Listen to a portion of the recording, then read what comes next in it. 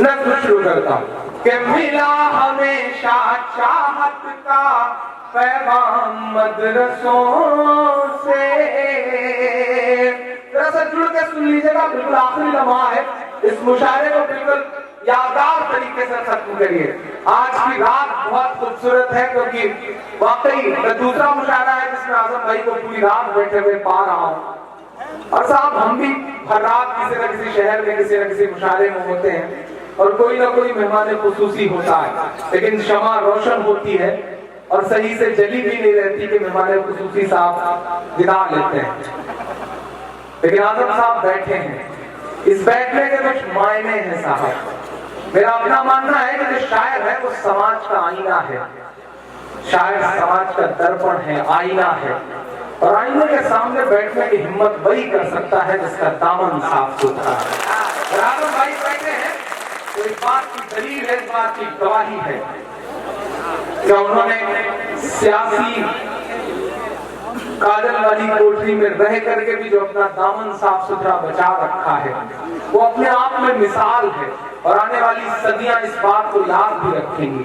उनकी मौजूदगी के लिए और पिछले जो तकरीबन 3-4 दशक का उनका सियासी कैरियर है, मुझे लगता है कि अपने ही लोगों के बीच एक बार एक शख्स का हाथ उठना चाहिए और उनके सम्मान में ताली बजनी चाहिए, उनके पॉलिटिकल पूरे कैरियर के लिए ताली बजनी चाहिए। मिसाल है आप, यकीनन बात की मिसाल है, और अल्लाह इसी तरह आपका साया हम बच्चों के सर पर रखे। जरूरत है आपकी हिंदुस्तान को, उत्तर प्रदेश को। मैं पढ़ता हूँ साहब कि मिला हमेशा चाहत का पैगाम मदरसों से, मिला हमेशा चाहत का पैगाम मदरसों से, मत जोड़ो आतंकवाद का नाम मदरसों से, कोई इल्जाम मदरसों से, कोई इल्जाम मदरसों से। मेरे बहुत प्यारे दोस्त मुरादाबाद के अहमद भाई हैं, आज वो इस कोहरे में भी किस तरह वो ले आए, उनका शुक्रिया। मैं पहला बंद पढ़ता हूँ कि यहाँ कुराने पाक की हर लम्हा है तिलावत होती, यहाँ कुराने पाक की हर लम्हा है तिलावत होती, जर्रे जर्रे में हमदर्दी और मोहब्बत होती, और मोहब्बत होती। कभी नहीं हो सकता कत्ले आम मदरसों से, मत जोड़ो आतंकवाद का नाम मदरसों से, कोई इल्जाम मदरसों से। 57 से 47 तक एक बंद पढ़ता हूँ कि चाहे शेखुल हिंद हो या फजले हक खैराबादी, कि दिल्ली बता धोखा तुझे कब हमने दिया है, दिल्ली बता धोखा तुझे कब हमने दिया है, इतराने के लायक जो है सब हमने दिया है, इतराने के लायक जो है सब हमने दिया है। और इतिहास की किताबों में चाहे जो बात लिखी हो, लेकिन सच ये है जो मैं कह रहा हूँ कि इतराने के लायक जो है सब हमने दिया है। हिंसा का जो इल्जाम लगाते हैं वो सुन लें, गांधी को महात्मा का लक़ब हमने दिया है, गांधी को महात्मा का लक़ब हमने दिया है।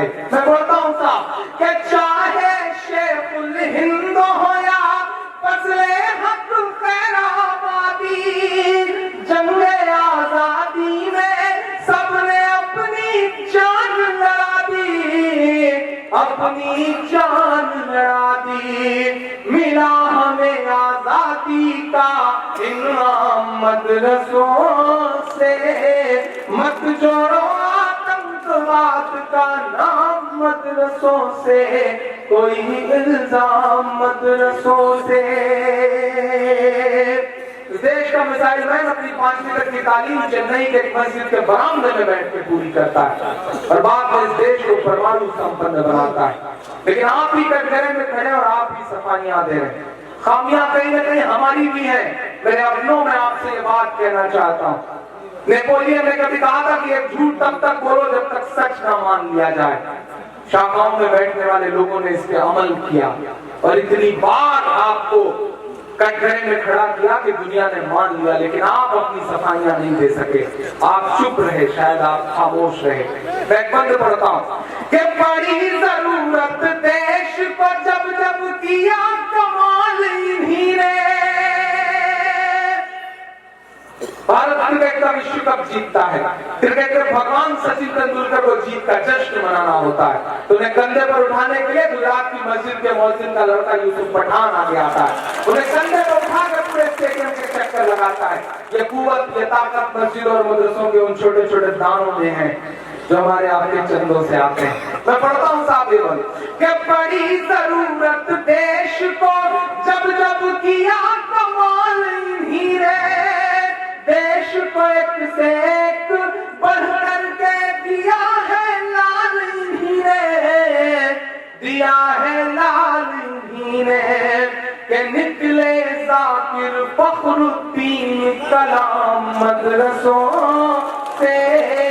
मत जोड़ो आतंकवाद का नाम मदरसों से, कोई इल्जाम मदरसों से।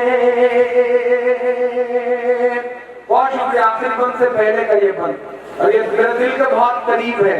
मैं इस बंद को पढ़ता हूँ साहब कि जंगे आजादी में तिरंगी लाख कुरान चलाए। जो कुछ कहा वो सब एक तरफ, लेकिन अगले मिसरे पे आप खामोश रहे तो मैं शिकायत करूंगा आपसे। ईमान में हरारत पैदा हो तो उठ जाएगा ठान कि जंगे आजादी में तिरंगी लाख कुरान चलाए।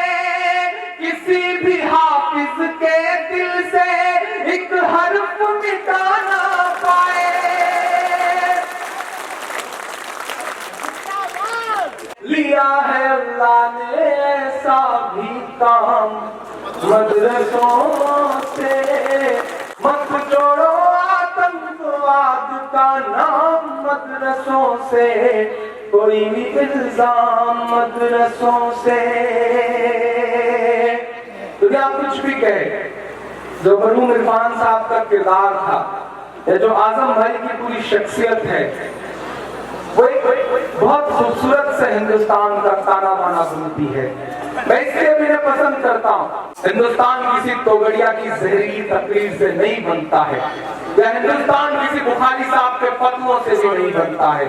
हिंदुस्तान तो उससे बनता है कि जब मुंबई अटैक के बाद मुंबई का पूरा मुसलमान लिखित तौर पर हुकूमत से ये कहता है कि हम अपनी कब्रिस्तानों में दहशतगर्दों को दफनाने की इजाजत नहीं देंगे। हिंदुस्तान तो उससे बनता है। हम उस हिंदुस्तान का ख्वाब देख रहे हैं। और आप भी ये समझ लीजिए कि इस देश में तमाम ऐसे लोग हैं जो आपकी लड़ाइयां आपसे ज्यादा लड़ रहे हैं।